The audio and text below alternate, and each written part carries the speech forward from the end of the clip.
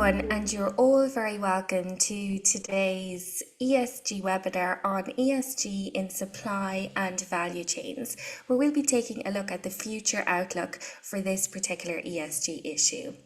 Today's webinar, as many of you know, is part of our global ESG webinar series, and that's focused on bringing you practical insights on some of the biggest ESG issues facing your in-house legal team. This is the second instalment in our current series, and our first session looked at climate and ESG litigation. If you didn't manage to join us or request a recording, drop us a note at esgprogram@dentons.com and we'll connect you with a link to the recording. We're looking forward to deep diving into a number of ESG areas over the coming months. We'll be looking at the dynamic disclosure landscape that we're looking at the moment from a global perspective when it comes to ESG. We'll also be deep diving into financing and sustainability, and then finally we'll take a look towards the back end of the year at transitioning your organisation to net zero. With all of these sessions, the focus is on you and making sure that you and your team get the most out of these sessions. I really encourage you to make the most of the chat and the messaging functions as we work through the content of today's session. Without further ado, I'm excited to hand you over to my colleague Ipshita Chaturvedi, who will take you through today's session and introduce you to our panel of speakers. Over to you, Ipshita. Thank you so much, Neve. A warm welcome to everyone. Thank you for joining us today, and good afternoon, morning, evening, wherever you are. If you have joined us previously, you will know that supply chain issues are top of our mind, and we constantly strive to bring to you new perspectives, whether they be regional, whether they be legislative, or even interesting new industry trends in this space. My name is Ipshita Chaturvedi, and I'm a partner at the Dentons Rodike office in Singapore, where I also head our sustainability practice. And one of the key areas of sustainability or ESG management has been in supply chains. Now, I'm joined by a fantastic panel, my lovely colleagues from Australia, New Zealand, and Germany. And extra special thank you to Gabby to join us so early, who will be introducing themselves. So moving on, what we will be really focusing on today is really the global landscape, the demand and the supply side of supply chains and sustainability in supply chains. Because as the need to establish more transparent and sustainable supply chain models grow, we will be outlining the key existing as well as foreseeable legislation shaping the international ESG supply chain landscape from two areas, from the demand side and from the supply side. The demand side would be Gabby, because Europe is a key driver of legislation. And then we will be looking at some perspectives from Australia, New Zealand, and a little bit of ASEAN to see how we are responding to some of those demands, or whether those demands come from within ourselves via legislation and what happens when they don't. And if you have any questions at any step on the way, please feel free to put it in the chat box and we will try our best to answer it. If not now, then later. What is a supply chain, really? And when we started this exercise many years ago, I would say 3 or 4 years ago, we decided as a firm to focus on supply chains. We were really looking at what is a supply chain. Neve, could we have the slide on what is the supply chain, please? Sure, that should be showing now. Thank you. So supply chains, or also known as value chains, cover everything from production methods and procurement practices to product development as well as information systems.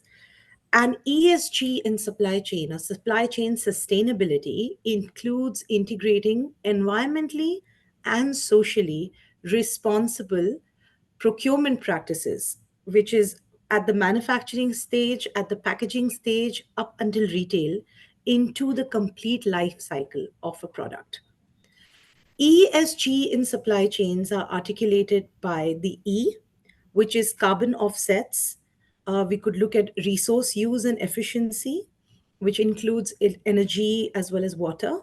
We look at waste management, depending on the sector that a company operates in. The S side is usually determined by business and human rights, which includes forced labor issues, employment conditions, and more recently, whistleblower provisions, as well as competition. And the G side of things is the board responsibility, transparency, and accountability, and also very freshly responding to NGO action. So, without further ado, I would like to invite Gabby, to speak on the demand side of things. What are some of the key drivers that are making legislation for supply chain? And if Gabby could also focus a little bit on the environment side of things, that would be fantastic. Over to you, Gabby. Okay. Thanks a lot. If we can move to the first chart, please, maybe. Okay. So my name is Gabrielle Haas. I'm a partner in the Frankfurt office. And as Cheetah just mentioned, I concentrate especially on the E side of the topic of today. So first of all, I would like to tell you that, well, Europe, as you know, is very active on this ESG side. And basically, it has two columns. One column is basically the reporting side, the corporate reporting side, and then the supply chain side. And for the time being, it's also very much about reporting to some instances.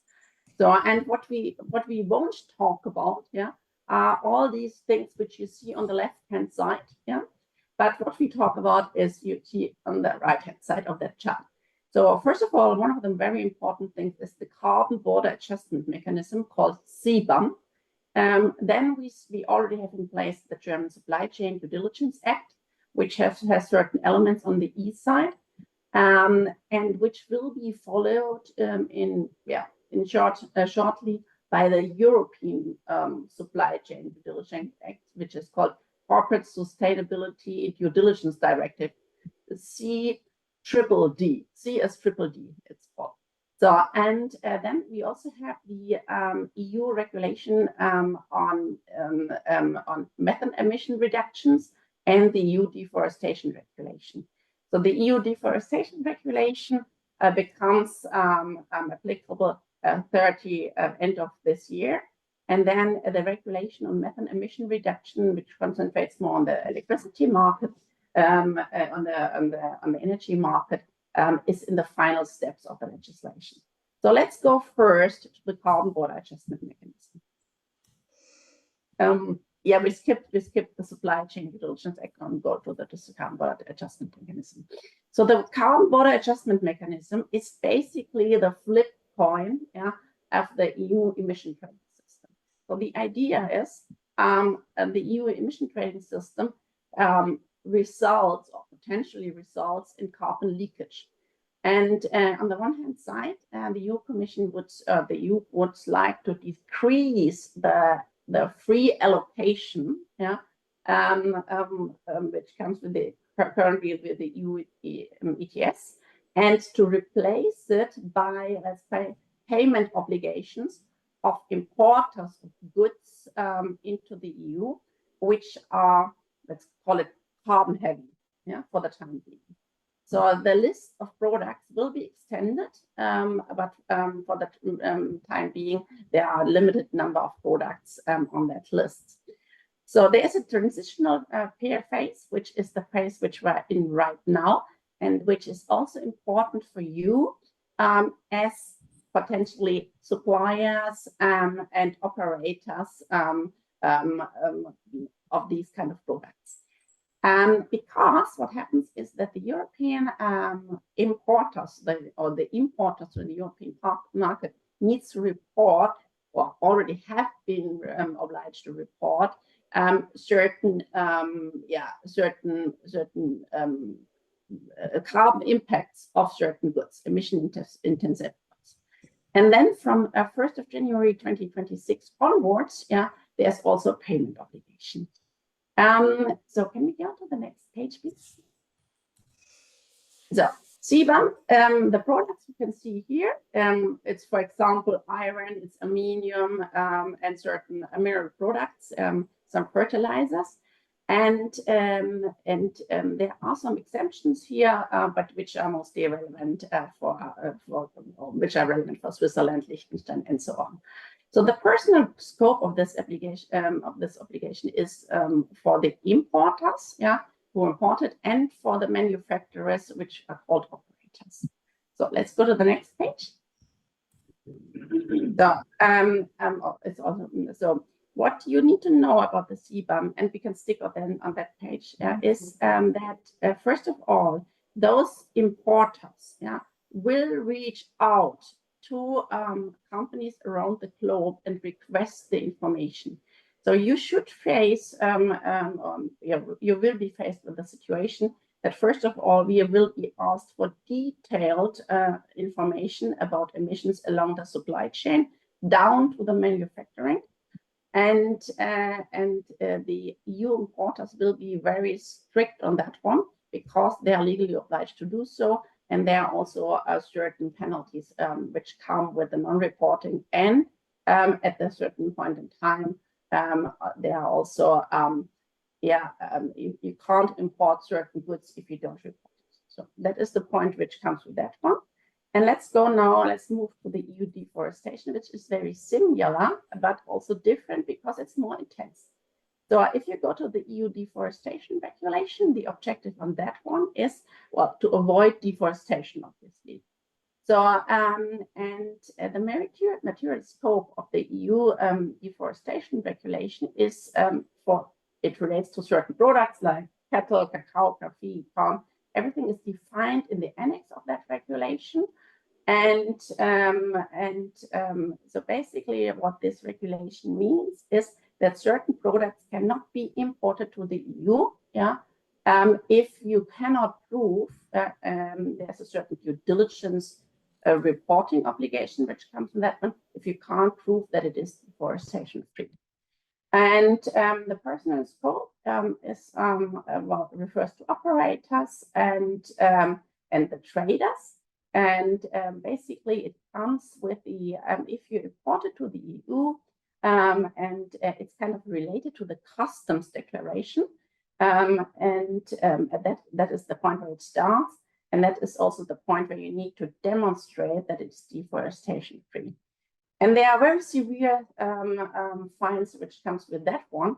And like in the CBAM regulation, European importers will be very strict about the right application of that one, because other than the other supply chain due diligence obligation, like for example, the German Supply Chain Due Diligence Act, in that one, in relation to the EU deforestation regulation, they need to kind of guarantee that it is deforestation free.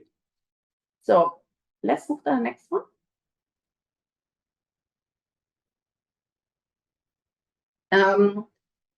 So just to let you quickly know, you can read through that in detail, but what you see is basically that the operators need to implement a compliance management system, which is very similar to other compliance management systems. And one of the key elements is, as I already said, the due diligence requirements. So I think I have 2 minutes left, and I would like to spend these 2 minutes which I have left with the EU, with the German Supply Chain Due Diligence Act and the EU pendant, which is at the beginning. So why I wanted to put that one at the very end. The reason for that one is basically that this is already in place and it is well established. So what this German Supply Chain Due Diligence Act means that you need to have a focus on the supply chain, and then that you need a certain information from the supply chain. So one of the elements of that one is like in the CBAM and under the deforestation is also the E part of that one. And there are some conventions which needs to be adhered to. If you look at the Supply Chain Due Diligence Act, one of is the Stockholm Convention.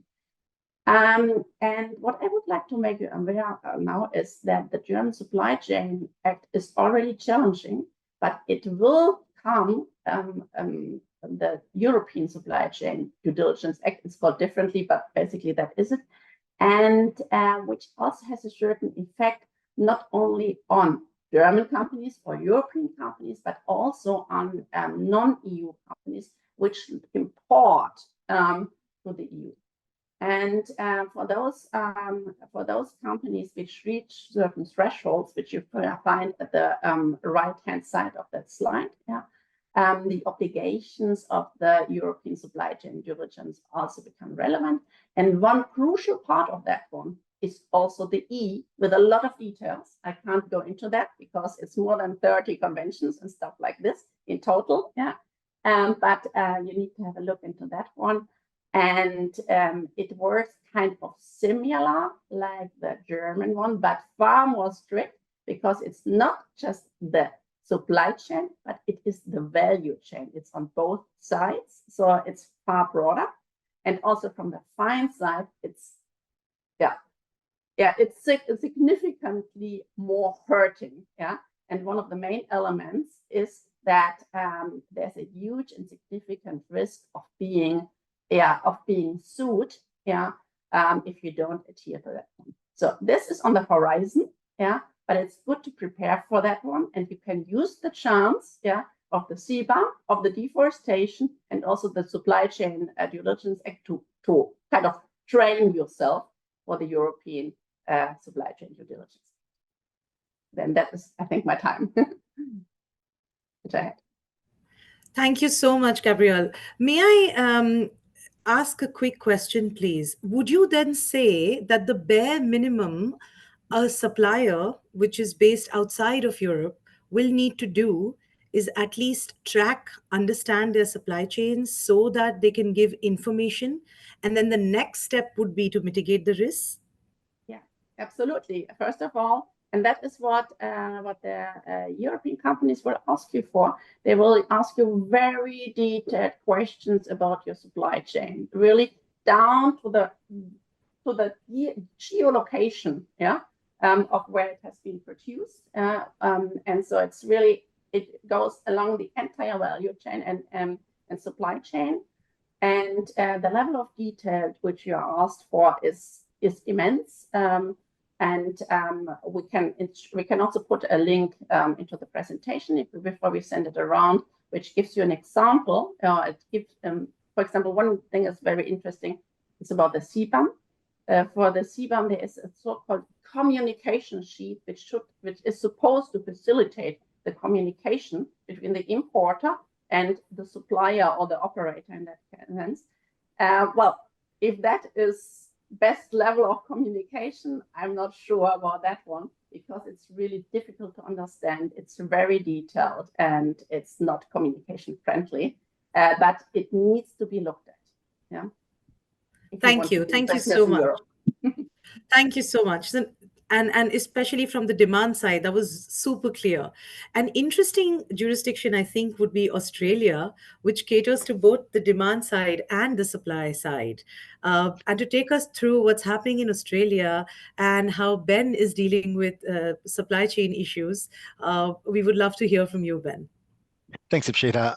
And thankfully for everyone today, I don't have 30 conventions like Gabrielle has underpinning some of this legislation. I'll be focusing today on developments in Australia concerning the S in the ESG, more specifically, as Ipshita mentioned, how socially responsible procurement practices are being impacted in Australia as a result of legislative reforms somewhat mirroring those that are occurring overseas, and certainly some of those coming out of Europe. For those who don't know me on the call, I'm Ben Allen. I'm a partner in our Sydney office. I lead the compliance and investigations team in Australia, which looks at all areas of organisational risk, including areas such as the one I'll be talking about briefly today, which is modern slavery. The Modern Slavery Act was introduced at the Commonwealth level in Australia in 2018. It's designed to provide organisations with a mandatory framework by which modern slavery risk mitigation and remediation attempts to become embedded in an organisation at an operational level, both in the internal operations of the entity, but more specifically within the supply chain and an investment portfolio of entities. And it's certainly the aim of the legislation, and we've now had it in force for a number of years in Australia. The key consideration considerations for any organisation looking at this in Australia, and certainly for any organisation operating globally where modern slavery reporting obligations arise, are looking at things like, is my organisation causing modern slavery by its direct operations? Is its actual practices at an operational level causing it? Is it contributing, is the organisation contributing to modern slavery by acts or omissions, or by ignoring or incentivising, even inadvertently, modern slavery or forced labour practices in the supply chain, or within its own operations? And then perhaps more remotely, but is my organisation directly linked to modern slavery through a business relationship with another entity, such as a supplier, certainly in a supply chain context, or a third party intermediary, or some other JV or a joint venture arrangement that an entity may enter into. By the end of last year in Australia, under the relatively new mandatory reporting regime, over 7,000 statements had been published online on our online modern slavery register, which covered, in terms of reporting entities, nearly 8,000 entities headquartered in over 50 countries. And probably for a population of just shy of 30 million, having that register searched over 2.2 million times, or 2.2 million sets of eyeballs on it over the course of 2023 is certainly something that was keeping everybody concerned in terms of what the impact of what that reporting might look like. And what I'll touch on today is that recently there's been a 3-year statutory review of the Australian Modern Slavery Act, which has now called for a number of reforms to strengthen the Act's reporting obligations and compliance by lowering the reporting threshold in Australia, which I'll talk about briefly, and requiring due diligence system implementation for supply chains. And certainly some of those changes have started to come into effect, with legislation presently before Parliament for the introduction of a Modern Slavery Commissioner to be appointed, who it is expected will implement most of the reforms that have come out of that statutory review. On this first slide here, without touching on it for too long, it just gives you some stats in relation to the landscape of modern slavery in Australia. The GSI has identified certainly Africa, Asia and the Pacific. So the Asia-Pacific region is one of the regions most at risk of modern slavery, and has estimated that approximately, at the time of this survey, 15,000 people were enslaved in Australia in instances of what is defined as modern slavery or forced labour circumstances.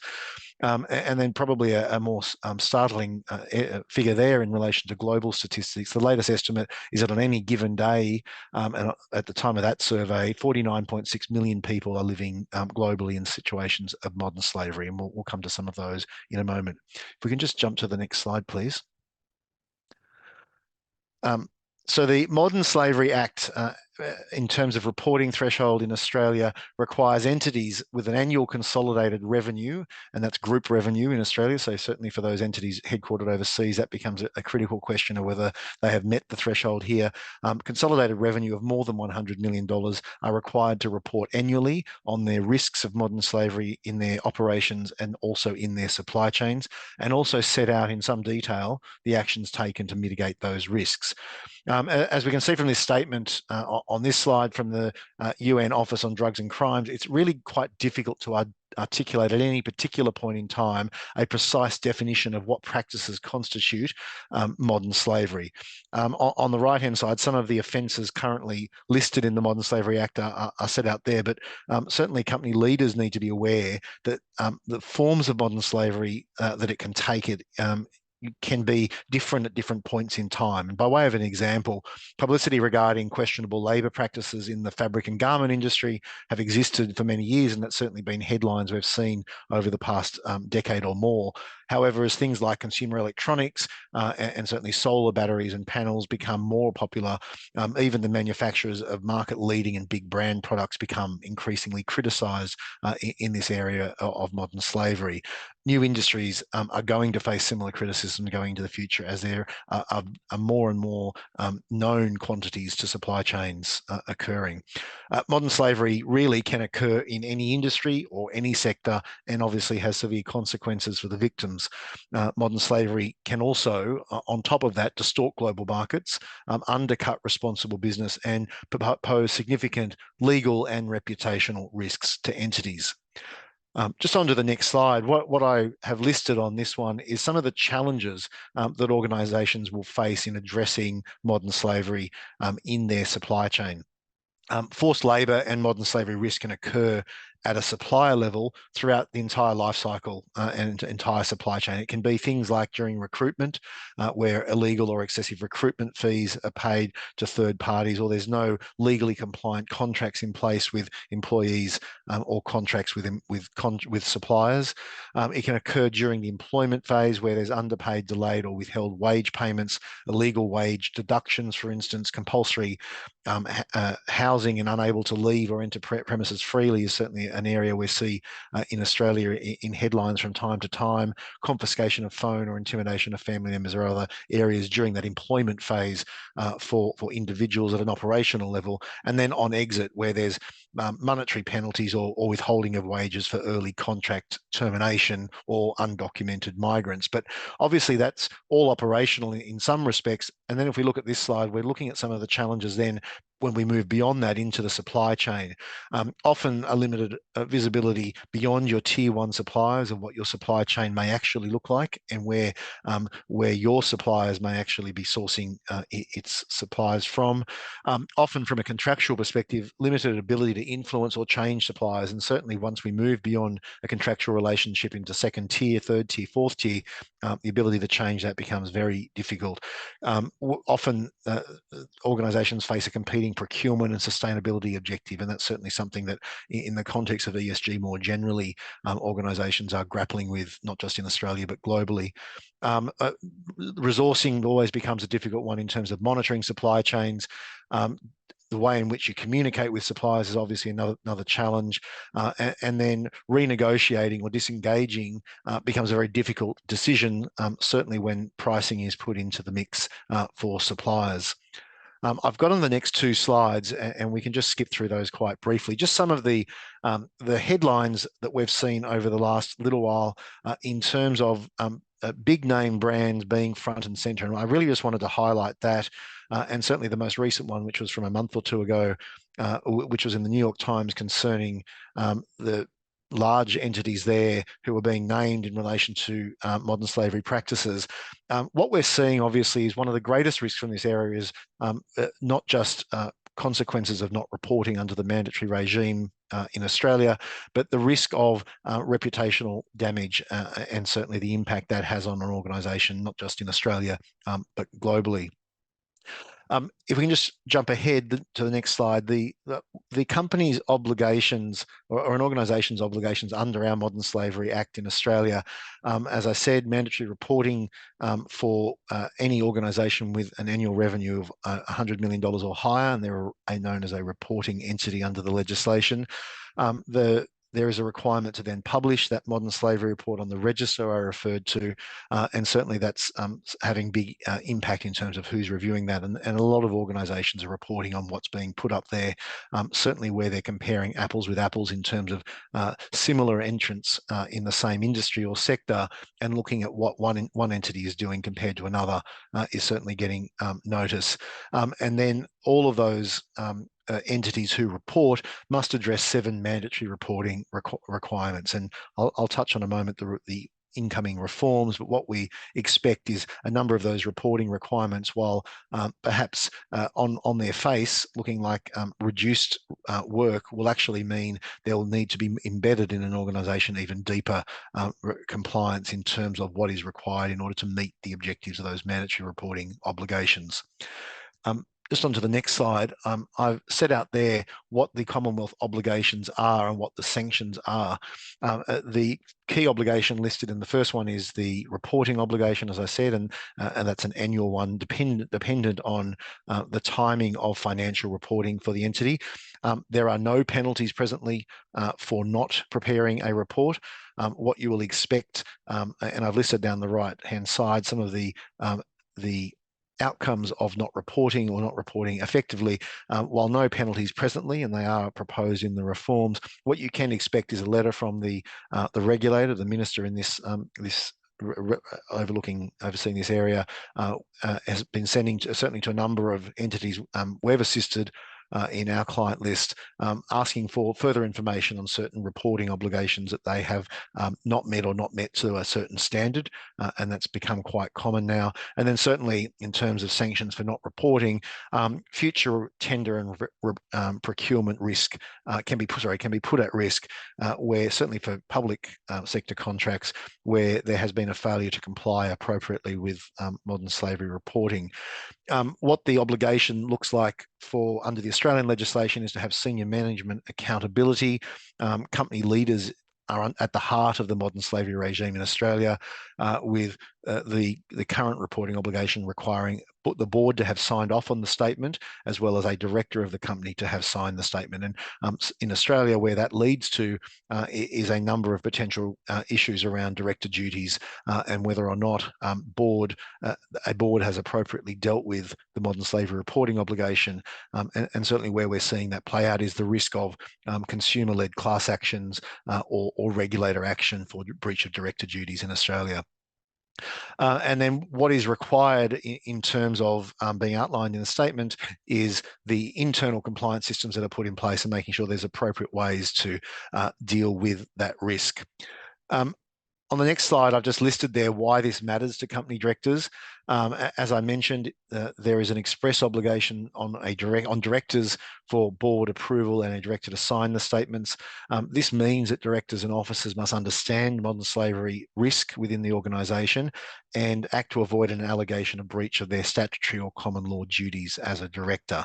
As I said, there's no penalties presently for non-compliance with the reporting obligation, but that is soon set to change in Australia. And that leads well into the next slide, which is looking at some of the reforms, which I just want to touch on very briefly before I finish. The proposed reforms to the Act, as highlighted in that statutory review that's taken place recently, are aimed at strengthening reporting obligations and compliance, particularly by lowering the reporting threshold and mandating due diligence system implementations. These reforms, once implemented, are expected to have significant impacts on organisations operating in Australia. And some of those things are listed there in terms of what the changes are proposed. There'll be increased reporting obligations, which will increase reporting burden on businesses, particularly smaller ones who haven't previously been captured by the $100 million threshold. Enhanced due diligence requirements, which will require organisations to proactively assess and address the risk of modern slavery in their supply chains, as well as in their own operations, which may involve things like conducting risk assessments, implementing even more impactful policies and procedures for dealing with that beyond tier one suppliers, and monitoring compliance, not just within its own operations and tier one supply chains where it may have a contractual relationship, but looking down a supply chain to see how they may be able to impact and monitor the supply chain more generally. There's also a suggestion that reforms that will come in will require an organisation to have greater visibility into their supply chain to identify and mitigate those risks. And then obviously one of the other areas, having now had 3 years of reporting under our belt in Australia, is looking at what organisations are meeting best practice in Australia, and then looking more broadly what organisations are doing globally for best practice. And that's certainly something the reforms are keen to capitalise on. Just very briefly before I finish, what should we be doing now in response to the proposed reforms? Obviously monitoring what the Australian government is doing in response to the recommendations. As I said, there is a bill presently before Parliament to introduce the Modern Slavery Commissioner, and it's anticipated that if that's done this year, there will be then further legislation driven by the Commissioner to actually start implementing these reforms. Checking the adequacy of your current approach and whether your current approach will be appropriate if the recommendations are all adopted. A number of entities presently are just adopting a really technical approach to, I've put in a statement and it's technically compliant with the 7 mandatory reporting requirements. That isn't going to be the case with the new reforms, and certainly that's something, once penalties have been introduced, that is going to be front of mind for boards who are facing the risk of penalties for non-compliance with their reporting obligations. Looking at whether or not there's a global approach that can be adopted in relation to due diligence and reporting. We're seeing a number of different jurisdictions, and Campbell, who'll be speaking shortly, certainly will be seeing this shortly in New Zealand, we expect, but certainly looking at whether or not a global approach or global statements for reporting purposes are going to be appropriate for global entities. At developing and implementing a clear and comprehensive due diligence framework on your supply chain, or otherwise checking the effectiveness of existing process. Checking if you obviously meet the new threshold is going to be critical for those smaller entities who may not presently be caught. And then one of the things will be to implement a modern slavery risk management system. And part of that will be a grievance and remediation framework, which is proposed to be supplemented by guidelines once this comes out. And then if we can just move to my final slide, in terms of ensuring compliance, and this is probably no different than any other area where you may be assisting your organisation with compliance, planning, evaluation and management are probably the key areas to make sure you're on top of this. Training such as this one, and ensuring that you're able to filter awareness back into your organisation, and that really there is a tone from the top awareness of this. And then obviously making sure you know what your high risk elements are in your supply chain. Evaluate your potential suppliers before the engagement, and then obviously being able to look at that once you have suppliers in place, and making sure that's an ongoing review of your suppliers and supply chain more generally. And then in terms of that management, that ongoing consideration of risk factors and any changes that are occurring within your supply chain, making sure that you're aware of that and have processes in place to ensure that there is an ongoing compliance and not just a one-off at the time of entry. So that's all I really wanted to cover in terms of the Australian landscape, and I think I might hand back to Ivshita. Thank you so much, Ben. One interesting thing was, and this is something that we face in ASEAN quite often, which is the differences in different jurisdictions on how laws are articulated. And one of your first slides said that there's no real understanding of what modern slavery means. In fact, we had internally done this review to see how many countries have modern slavery, the words modern slavery in the legislation. We found out actually more than half of the world has the term forced labor and not modern slavery. How important do you think it is, or if a company complies with the Australian obligations right now, how much are they also complying with other obligations? So, for example, Europe, or is it another then fresh task to harmonize this with that? I think that probably the short answer is, and certainly once, if these reforms are adopted in Australia, what we're seeing here is the Australian reporting standards are probably some of the most stringent in terms of those mandatory obligations. And we're seeing a number of clients we're assisting with the Australian modern slavery statements, which are then being used for other jurisdictions because they've met every requirement that would otherwise be required, certainly in some of the European and Canadian obligations. So I think, you're very right. We don't have a definition, a harmonised definition. We have a somewhat vague definition in our Modern Slavery Act. You then have to go to our various state and Commonwealth Crimes Act to actually work out what's the offence of modern slavery. And as you say, forced labour is one. But it is certainly far from having a global harmonised understanding of what that looks like. And I think we're a long way from getting a harmonised standard on what the reporting obligations look like. Fantastic. Thank you so much. So actually, just from that, perhaps I could just share with the group a little bit of what's happening in ASEAN.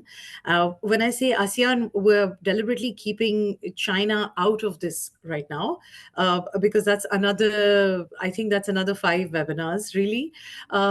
But for supply chain sustainability management, and particularly legal services, what we are really looking at is, again, a two-pronged approach. The companies that are based in ASEAN are largely suppliers to Europe, EU, and the United Kingdom, and then Canada and Australia, New Zealand. And we look at it from a two-pronged approach. One is, of course, the decarbonization angle, and also the role of voluntary carbon markets, for example, or virtual power purchase agreement, where more and more companies are choosing to buy renewable energy credits in order to meet those goals of decarbonization. And perhaps it also helps them lower their emissions for CBAM. And then the second aspect is on the human rights aspect, again, where we look at companies that are based, for example, in Singapore, but have procurement perhaps in Indonesia, perhaps procurement in India. And then there's several suppliers and sub-suppliers. And then what are some of the human rights risk elements in that? Can we put EU laws? So, for example, we had done a study again on what is the minimum age of child for it to be considered child labor. And every jurisdiction has a different articulation of what that age is. And if the contracts don't have very clearly which jurisdiction this is applying to, there could be a possible case for disputes, which is also something that we are seeing quite a lot of. We're looking at disputes from two sides. Now, luckily or unluckily for us, we don't have a very tortuous kind of society in ASEAN. So NGO actions are not as pronounced as they would be in the United States, for example. Greenwashing or green hushing is also not such a big problem right now. We're really following the EU laws on the Green Claims Directive, for example, etc. But one of the very key issue, one of the major areas of concern is many times ASEAN as a region becomes the battleground for geopolitical issues. So, as an example, a lot of the companies that are procuring from China, and there are a lot of companies that procure from China, particularly the raw materials, even if it's not, and the packaging could happen in ASEAN. Whenever there is a procurement from China, particularly from Xinjiang and also from Guangzhou right now, there is the application of the Uyghur Forced Labor Prevention Act. I just call it ULFPA, the United States Act, which is basically a rebuttable presumption that goods mined, produced, or manufactured wholly or in part in Xinjiang or by an entity on the list that the US government puts out are prohibited from US importation.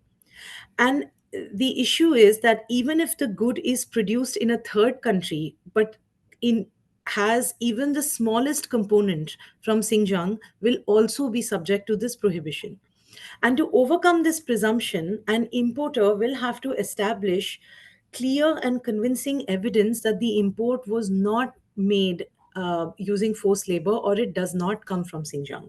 And this is one of the very real places where there is a direct impact on companies that are based in ASEAN who procure any kind of raw material from China. And many times they don't even know there could be a component of the raw material from China.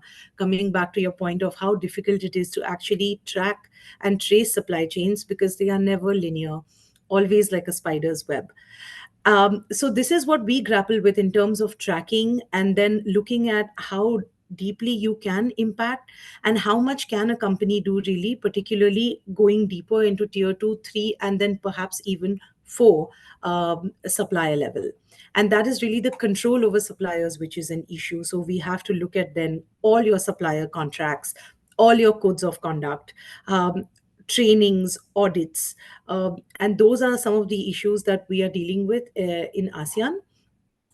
And from a business risk point of view, there are two things. There's definitely now a business need to look at supply chain sustainability, and this works on two levels really: risk and opportunity.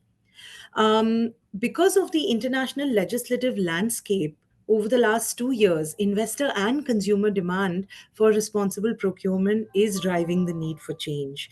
And therefore, supply chain sustainability is becoming a critical part of business models and business decision, which used to only be a legal concern or a procurement concern, has now become a concern for business strategy.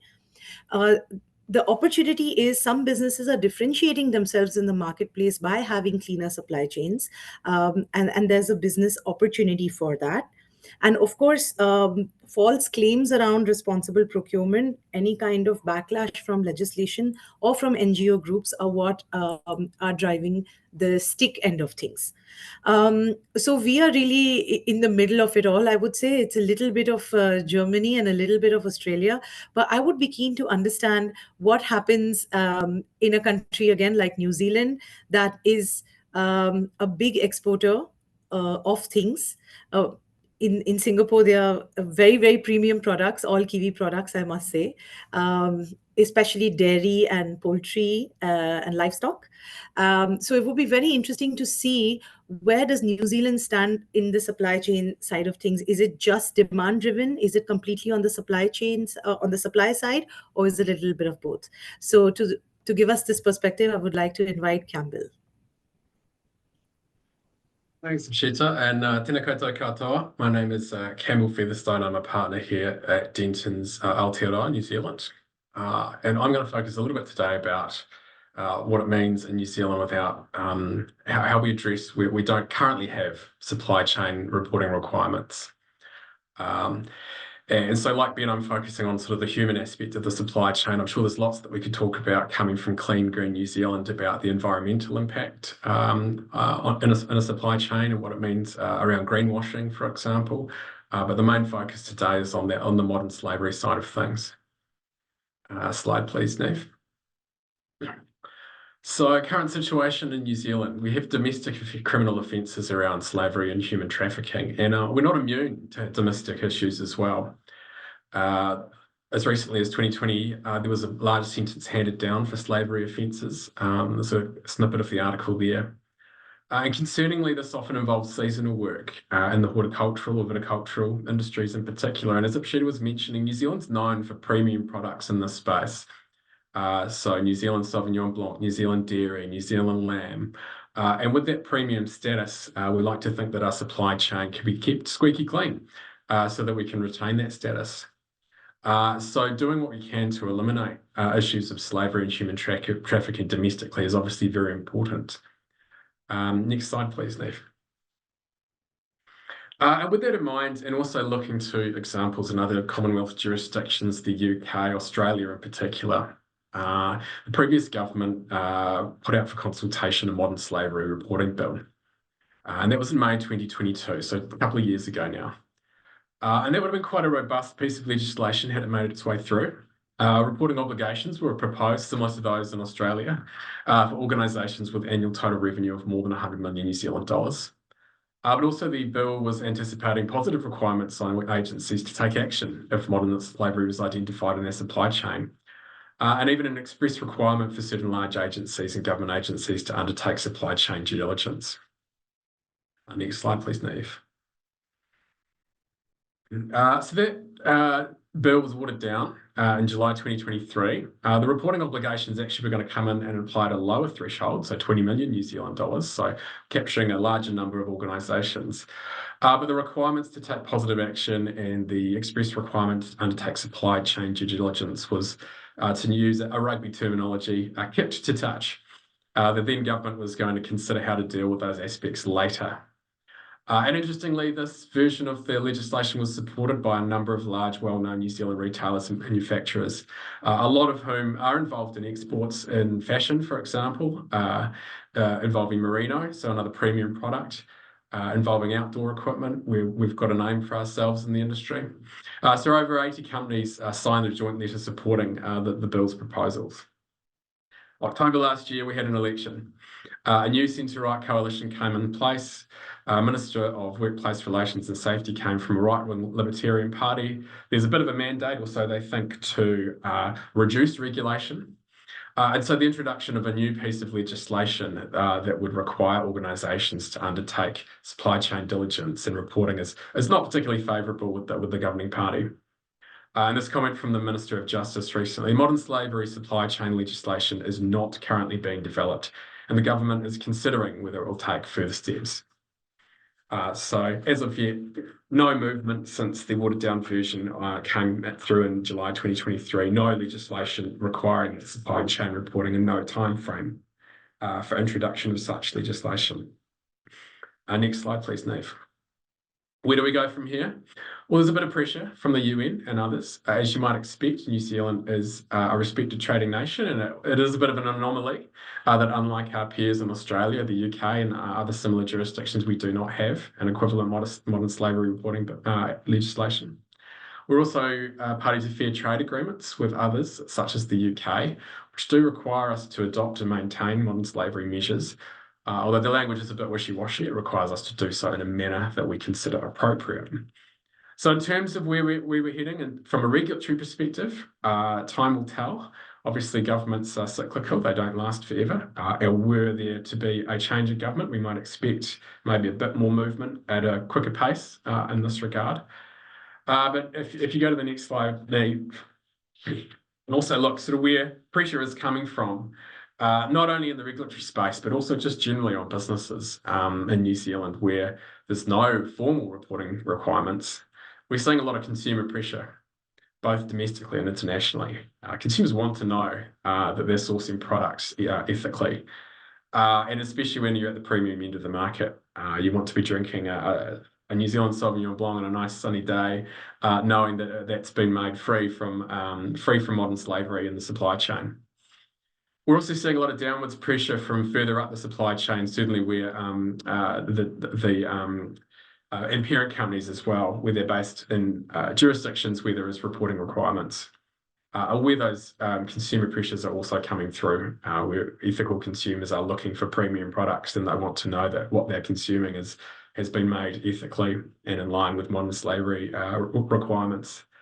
You're also seeing pressure from ethical investors who want to know that they're putting their money behind organisations that have a squeaky clean supply chain.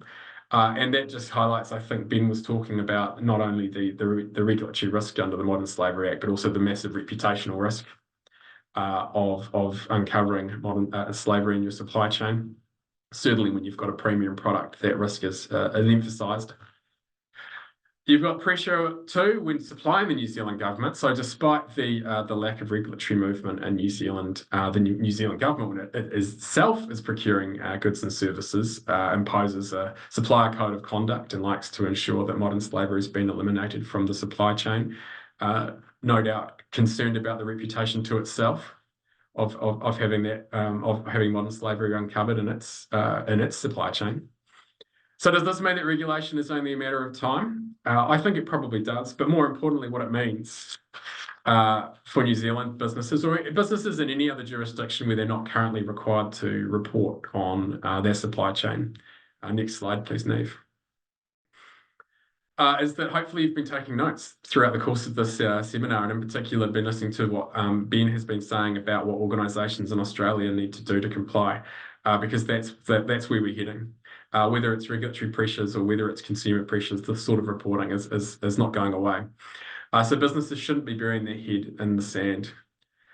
Certainly, any businesses who deal internationally just can't plead ignorance that this is not an issue, that this is not something that their customers care about.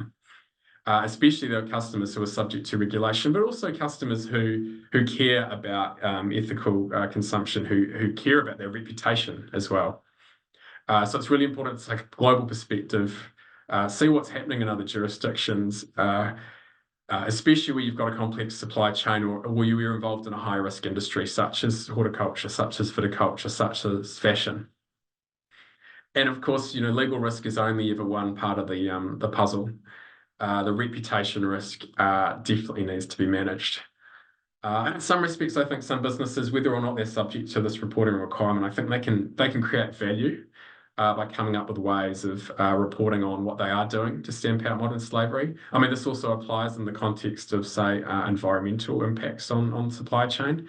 Taking positive steps and telling a story, telling a narrative in terms of what they're doing, I think helps position yourself as a premium product, one in which you can leverage the benefits of the cleanness of your supply chain to add value. Back to you, Akshita. Thank you. Thank you so much, Campbell. Just a question, and this is more like, what do you imagine? It's an anticipatory kind of question. Do you see at some point, because I guess this question could even apply to Ben, but because Australia and New Zealand both have also compliance markets in the carbon space, do you think that decarbonization or the E aspect of supply chains would kind of dovetail together these two legislations, or do you think they would work separately? This is just a foreseeable kind of question. What do you think is going to happen? Practically, to get it through Parliament with a packed legislative agenda, it's going to remain separate for the time being. I think in an ideal world, you might sort of look at things more holistically. But reality is that there are only so many battles that politicians are willing to have.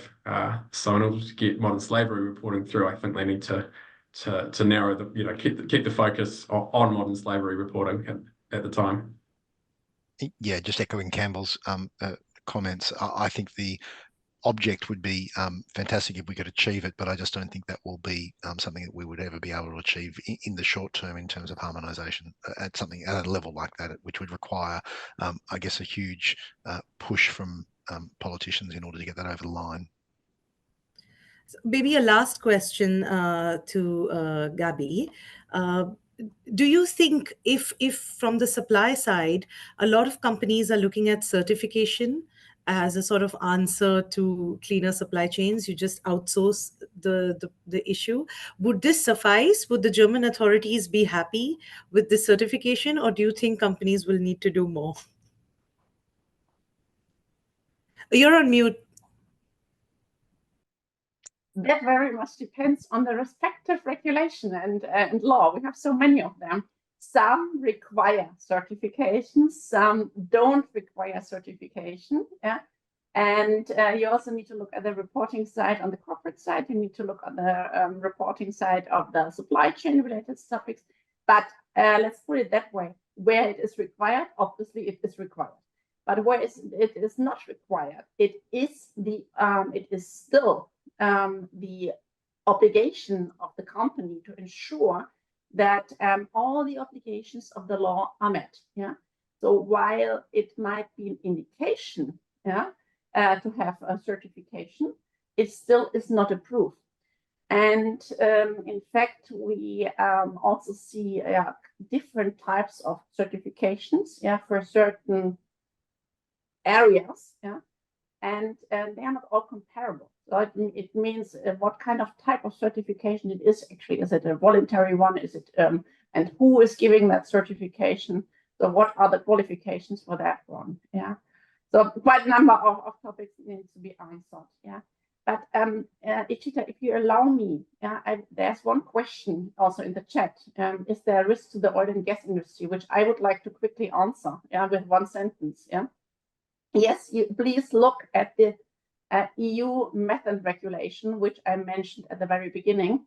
There are also topics which are brand new, agreed end of April, yeah, and which are about to come and which, target the oil and gas industry also in that regard. We're completely out of time, which is great, but also not great. So I'm going to quickly hand over to Neve so she can wrap this up. Thank you, everyone. It's been a pleasure. Thank you, Ipshita. I first of all want to say a huge thanks to everyone for attending today. This is one of the first times that we've taken maybe a broader, while of course you will have Ben and Campbell doing sessions in Australia, New Zealand, Ipshita similarly. We've taken maybe a broader perspective this morning. So we're super keen to get your feedback. Did you find this session useful? Did you find that broader perspective from a number of different regions useful? Let us know in the chat, or as always, esgprogram@dentons.com. I want to also say a huge thank you to Campbell, Ben, Gabrielle and Ipshita for the time, thought and consideration they put into this morning's session. We hope you found them useful, practical, succinct, and that they've given you a lot of food for thought around thinking too, as they all, I have it on the screen, the practical steps that you need to actually do within your own organisation around this really fascinating space and landscape at the moment. That concludes our session for today. Wishing you all a great day wherever in the world you are, and looking forward to seeing you at our upcoming sessions over the coming weeks and months. Thank you all.